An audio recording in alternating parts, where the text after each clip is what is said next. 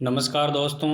आज जो हम 50 महत्वपूर्ण क्वेश्चन हैं जो पहले एग्जाम में पूछे गए हैं भारत की नदियों से संबंधित, तो आज हम उन क्वेश्चनों को देखेंगे। तो आप इस वीडियो को शुरुआत से लेकर अंत तक देखें जो आपके लिए बहुत महत्वपूर्ण होगा।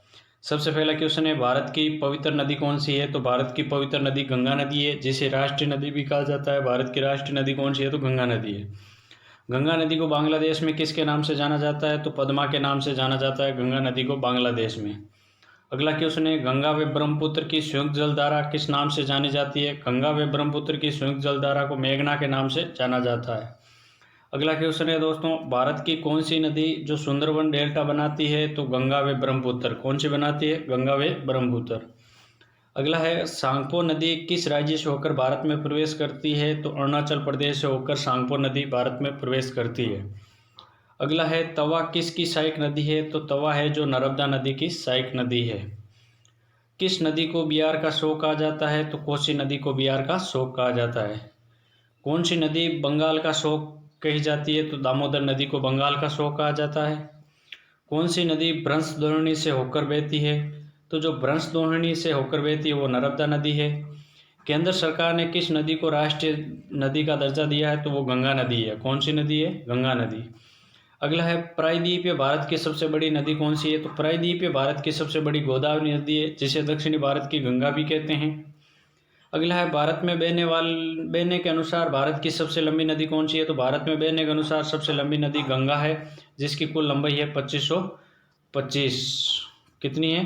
2525 किलोमीटर। अगली है, कावेरी नदी कहाँ गिरती है? तो बंगाल की खाड़ी में गिरती है कावेरी नदी। पंजाब के निर्माण में सबसे महत्वपूर्ण नदी कौन सी है? तो सिंधु नदी है। कौन सी नदी है? सिंधु नदी है। और पंजाब को 5 नदियों की भूमि भी कहा जाता है। कौन सी नदी पश्चिम की ओर बहती है वे अरब सागर में गिरती है? तो वो नर्मदा नदी है जो पश्चिम की ओर बहती है और अरब सागर में गिरती है। कौन सी नदियों की लंबाई लगभग समान है? तो ऐसी कौन सी 2 नदियां हैं जिसकी लगभग लंबाई समान है? तो एक तो सिंधु नदी है जो पाकिस्तान में जाती है, एक ब्रह्मपुत्र नदी है जो बांग्लादेश में चलकर बंगाल की खाड़ी में गिरती है।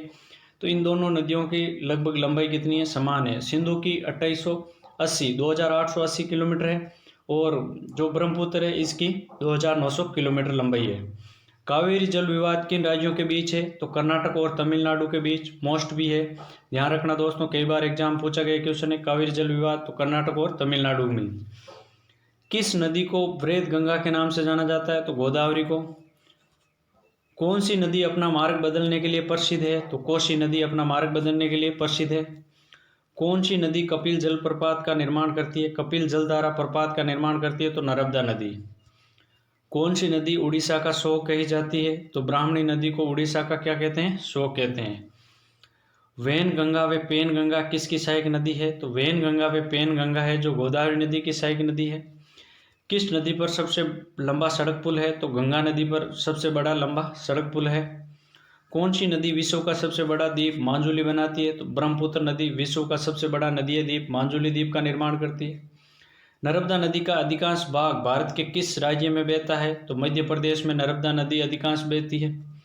अगला है, नदियों को जोड़ने की योजना किसके शासनकाल में प्रस्तावित हुई? तो राज्य के सरकार के अंदर हुई थी। अगला है, कौन सी नदी रिफ्ट घाटी से होकर बहती है? तो ताप्ती नदी जो रिफ्ट घाटी से होकर बहती है, कई बार एग्जामों में क्वेश्चन पूछा गया है। अगला क्वेश्चन है, कौन सी नदी पर भारत व पाकिस्तान का जल समझौता हुआ है? तो सिंधु जल समझौता हुआ था। सिंधु समझौता के अनुसार भारत सिंधु नदी के कितने % जल का उपयोग करेगा? तो भारत जो सिंधु नदी का है वो 20%, तो 80% कौन करेगा? तो पाकिस्तान करेगा। तो सिंधु समझौता के अंतर्गत भारत कितना % जल उपयोग करेगा? तो 20% करेगा। प्रायद्वीपीय नदियों का उत्तर से दक्षिण की ओर क्रम क्या है? तो प्रायद्वीपीय भारत की उत्तर से जो फैली नदी आती है मही नदी, उसके बाद में गोदावरी, उसके बाद में कृष्णा नदी है।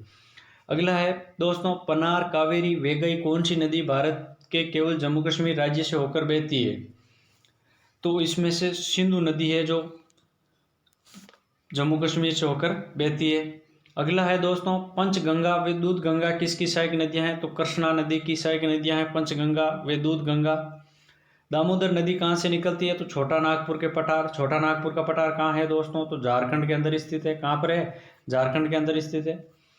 नदी 2 भागों में विभाजित करती है, तो ऐसी कौन सी नदी है जो 2 भागों में विभाजित होती है? जो नर्मदा नदी कौन सी है? नर्मदा नदी मध्य भारत से बहती है। तो ये उत्तरी भारत और दक्षिणी भारत के मान लो जो मध्य भारत में बहने वाली सबसे बड़ी नदी भी कौन सी मानी जाती है? नर्मदा नदी मानी जाती है। एक दोस्तों ध्यान रखना, नर्मदा नदी पर एक जलप्रपात है जिसका नाम है धुआंधार। कौन सा जलप्रपात है दोस्तों? धुआंधार। और धुआंधार जलप्रपात कहाँ पर स्थित है? तो गुजरात में स्थित है। तो ध्यान रखना, धुआंधार जलप्रपात कहाँ है? गुजरात के अंदर, नर्मदा नदी पर। शिप्रा नदी किसकी सहायक नदी है? तो चंबल नदी की शिप्रा नदी सहायक नदी है। भारत की कौन सी नदी का मुहाना उद्गम स्थल दोनों भारत में ही है? भारत की कौन सी नदी का मुहाना एवं उद्गम स्थल दोनों ही भारत में है? तो दक्षिण की ओर। कौन सा है दोस्तों? दक्षिण की ओर से। किस नदी के किनारे प्रसिद्ध महाकालेश्वर मंदिर है? तो नर्मदा नदी के किनारे है। विश्व का सबसे बड़ा डेल्टा किन नदियों द्वारा निर्मित होता है? तो विश्व का सबसे बड़ा डेल्टा जो सुंदरवन डेल्टा है वो गंगा व ब्रह्मपुत्र नदियों द्वारा होता है। किस स्थान पर भागीरथी और अलकनंदा मिलकर गंगा का निर्माण करती है? तो वो स्थान है दोस्तों देवप्रयाग। कौन सा है? उत्तराखंड में स्थित है देवप्रयाग। वहाँ पर दोनों नदियों का मिलन होता है, उसके बाद में गंगा के नाम से जानी जाती है। अरावली पर्वत श्रृंखला किस नदी प्रणाली से विभाजित होती है? तो अरावली पर्वत श्रृंखला है वो चंबल नदी से। कौन सी होती है दोस्तों? चंबल नदी से। देखो चंबल नदी तो है बंगाल की खाड़ी की ओर जल लेकर जाती है, अपना मध्य प्रदेश से उद्गम होता है, राजस्थान से उत्तर प्रदेश से यमुना में मिल जाती है। कौन? चंबल नदी। साबरमती का उदयपुर जिले से उद्गम होता है राजस्थान के, और फिर ये कहाँ पर जाके ये तो अरब सागर में जाती है साबरमती नदी। तो इन दो के बीच में जो कौन सी अरब पर्वतमाला है? तो अरावली पर्वत श्रृंखला है। लूनी नदी कहाँ गिरती है? तो कच्छ के रण में गिरती है। तिब्बत में मानसरोवर झील के पास कौन सी नदी निकलती है? तो सतलज, सिंधु और ब्रह्मपुत्र निकलती है। कौन सी मुख्य प्रायद्वीपीय नदी डेल्टा का निर्माण करती है? तो नर्मदा एवं ताप्ती नदी करती है। कौन सी नदी बांग्लादेश में जमुना के नाम से जानी जाती है? तो ब्रह्मपुत्र जो बांग्लादेश में किसके नाम से जानी जाती है? जमुना के नाम से। किस नदी को दूसरी गंगा के नाम से भी जाना जाता है? तो वो कावेरी नदी है, जिसे दूसरी गंगा भी कहते हैं। पनार की सहायक नदी कौन सी है? तो पापदनी व चित्रावती। कौन सी है? पापदनी और चित्रावती। सिंधु नदी की लंबाई कितनी है? तो हमने पहले ही चर्चा की थी भाई, सिंधु नदी की लंबाई है वो कितनी है? 2880 किलोमीटर, जो लगभग किसके समान है? ब्रह्मपुत्र के। ब्रह्मपुत्र की कुल लंबाई कितनी थी? 2900। कितनी थी ब्रह्मपुत्र की? 2900।